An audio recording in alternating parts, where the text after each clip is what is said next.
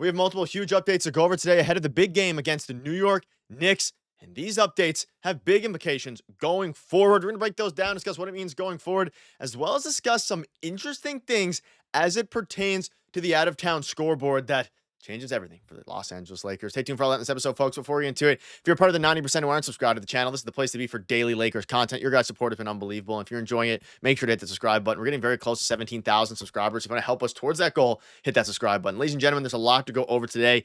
The Lakers play the Knicks tonight in a huge game, an absolutely electric one.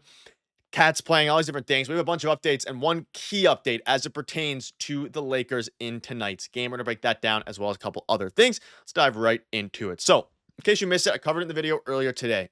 Now, a couple other things to go over here. We know the report from yesterday came out earlier today saying Luka, LeBron, and Reaves are probable. Jordan Goodwin is questionable. The new update that we have now is that Jordan Goodwin has been ruled out tonight versus the New York Knicks. So Jordan Goodwin, once questionable, is now out for the Knicks. And this is actually a little bit unfortunate, though there is some rumblings and rumors that he's going to be expected to play on Saturday against the Celtics. And we have some interesting tidbits surrounding the Celtics later on in this video to go over. But as it pertains to Jordan Goodwin, I mean, he has been absolutely crucial to this Lakers bench unit, especially. And Gabe Vincent's been struggling a little bit as of late. And Jordan Goodwin's really stepped up. And you can see this here. They have a bunch of decisions to make for Jordan Goodwin, like putting tonight's game aside. There's a bunch of decisions to make as it pertains to Jordan Goodwin's contract because he's still on a two-way deal. And Trevor Lane was asked, which one would you sign if you had to pick one, assuming they're both healthy? And he said Goodwin. Lakers' perimeter defense is more important and a good chance they play small at center. And of course, the tweet was referring to who would you rather sign, Jordan Goodwin or Trey Jemison. And smaller chance, the better chance, sorry, they play small ball at center with Rui LeBron at the 5 come playoff time. Anyway. Quick note, let me know down below what your thoughts are. Would you rather Goodwin or Trey Jemison if you had to pick one? I think I'm on the side of Trevor Lane here. Got to be Jordan Goodwin. But at the end of the day, again, he was ruled out tonight against the Knicks. And there's a couple reasons why this is crucial for tonight's game. One, it's fine for tonight's game. You can have Gabe Vincent play the, probably, depending on us, if Austin Reaves plays the starting shooting guard, but most likely Gabe will be off the bench. But with Austin Reaves, he was upgraded to probable, like I discussed, which is a huge development, right? In all likelihood, he is going to play and he is going to be available because he went from questionable to probable after being ruled out in the game a couple nights ago. And the fact that Jordan Goodwin was ruled out and Austin Reaves hasn't been ruled out means that in all likelihood, we're going to see Austin Reaves play tonight.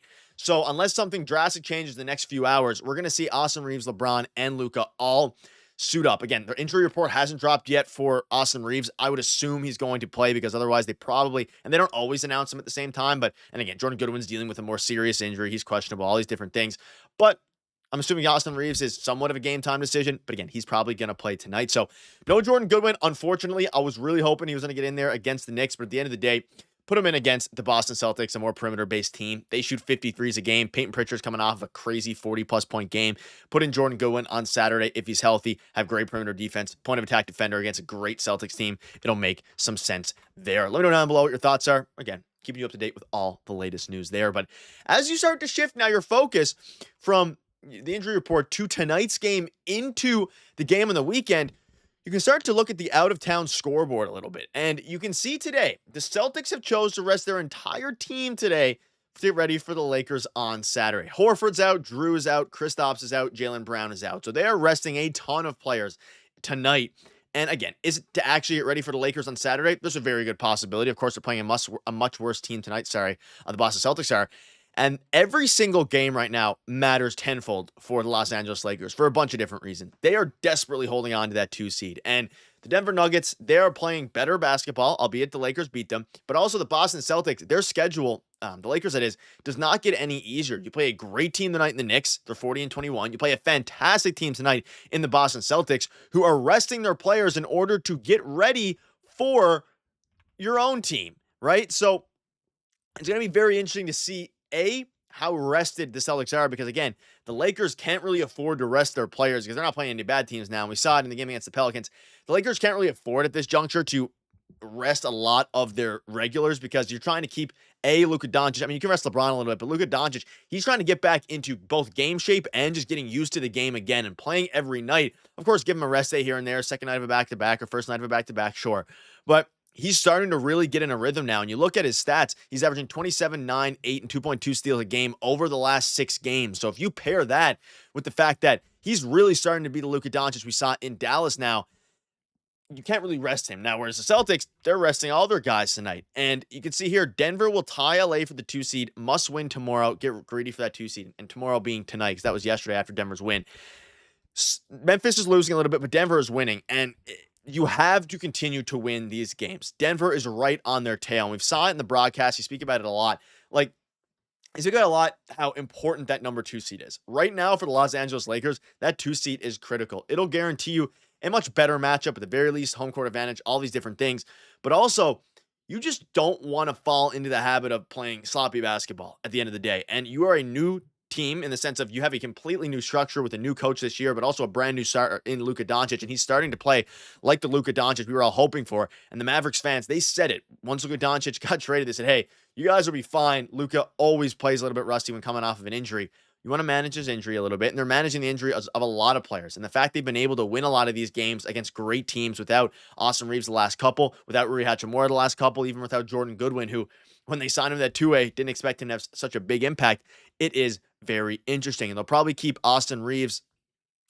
This will probably be the starting lineup tonight with Dorian Finney-Smith in instead of Rui Hachimura. And hopefully Jordan Goodwin can get back soon because, again, Gabe Vincent, you're seeing increased amount of plays for Dalton Knecht, an increased role for Knecht. We're seeing some Shake Milton minutes as well, which is interesting. So it's going to be interesting. Hopefully the boys can take care of business here because they have been on an absolute tear. They've won their last 17 of their last 20 games. And a lot of these are good teams. You think about, again, obviously the Pelicans, but then the Clippers, Timberwolves, Dallas, Denver, all of those teams are very good. And that Denver win was huge. It gave them an extra bit of cushion, but you can't fall into the trap of looking outside of just focus on the games. Like, win your games. You control your own destiny as pertains to the 2 seed. And it's obviously a little bit too soon to be talking about controlling your own destiny because there's tons of time left in the season. But man, oh man, this team needs to continue to win these games because Denver is right on your tail. And take care of business tonight against the Knicks and then Saturday against the Celtics. It is a tough task, especially without Rui Hachimura. You got to get it done. One other thing I want to point out here is about the Lakers defense. You see, Redick is a psycho, lose an all-time great defender in AD and a point-of-attack defender in Max, and then they just decided to flip a switch on defense and become the best in the league. They have been the best defensive team in the league for almost 2 months now, and it's because of A, JJ Redick's scheme, B, Dorian Finney-Smith, and C, just everybody stepping up to the dish. LeBron is playing better defense than we've seen in not his entire career, but in a very long time, in years, right? Almost a decade probably. So we've seen LeBron play this good defense. And JJ Redick said that. This is the best he's ever seen him defensively moving his feet. You have Austin Reaves playing more capable defense compared to some of the lazy defense he played earlier on in the season. And, of course, Dorian Finney-Smith is the big one. But let me know down below what your thoughts are. We're going to keep you up to date with all the latest news, so make sure to hit the subscribe button. Cheers.